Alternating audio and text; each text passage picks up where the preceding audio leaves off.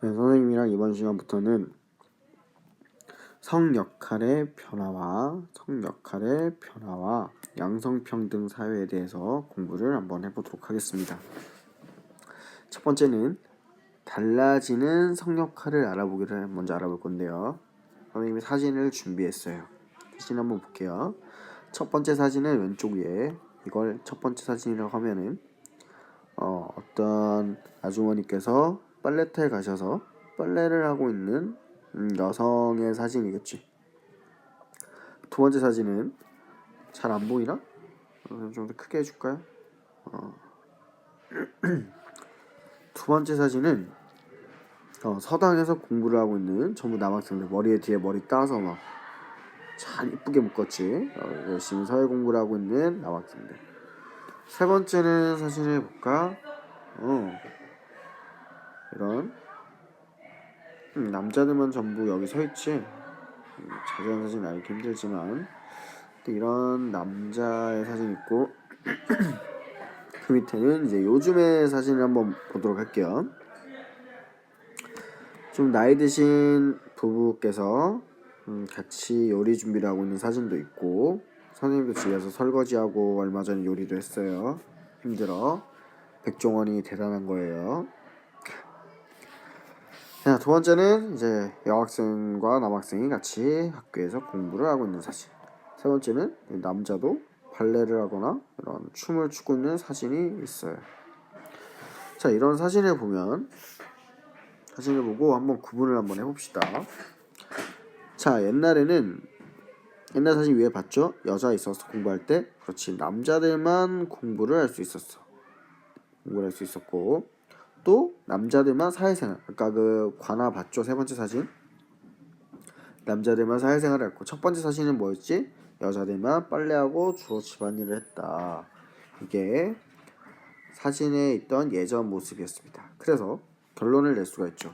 옛날에는 남자와 여자 역할이 어떻게 돼 있었어요? 옛날에는 엄격하게 구분되어 있었다. 이렇게 할 수가 있겠죠. 자, 오늘날을 한번 볼까요? 오늘날은 선생님 파란색으로 해볼게요. 자, 학교에서 남자와 여자가 함께 공부를 했고, 그 다음 남자 여자 모두 직업을 갖고 일을 할 수가 있죠. 세 번째는 남자 여자 함께 집안일을 합니다. 이런 것들. 그래서 결론을 내리면 오늘날에는 남자와 여자의 성역할 구분이 점점 사라져간다. 이렇게 말할 수가 있겠죠.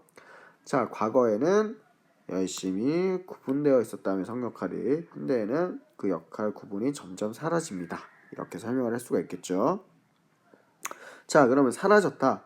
자, 오늘날은 성역할이 달라졌는데 달라진 이유에 대해서 한번 공부해 봅시다. 자, 달라진 이유 첫 번째는 여성의 사회활동이 활발해졌기 때문입니다. 자, 그렇죠. 현대에는 학교도 그래요. 이제 여자 교감 선생님, 여자 교장 선생님이 엄청 많아졌죠. 선생님이 어릴 때만 해도 모두 남자 교감 선생님, 교장 선생님이셨어. 근데 어느 순간 보니까 여자 교장 선생님도 엄청 많아졌고, 경찰도 그렇고, 군대에도 가도 여자가 엄청 많아. 그처럼 여성의 사회활동이 매우 활발해졌기 때문이라는 첫 번째 이유도 있고, 두 번째 이유는 남자와 여자의 역할에 대한 사회의 인식이 바뀌었기 때문이에요.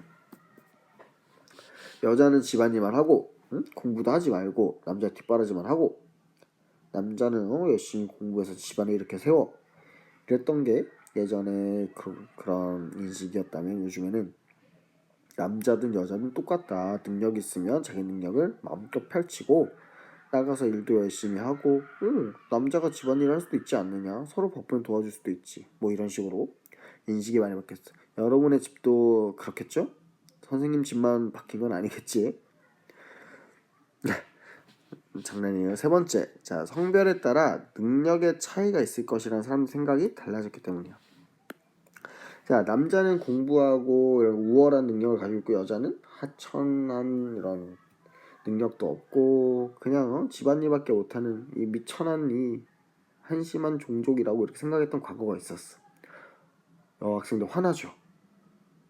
선생님도 그런 생각은 해본 적이 없죠. 하지만 예전에는 그런 생각들이 많았대. 그래서 남자 할 일, 여자 할 일 이렇게 따로따로 구분을 해놨었는데 요즘에는 남자든 여자든 능력은 서로 다르고 같을 수도 있고 다를 수도 있다.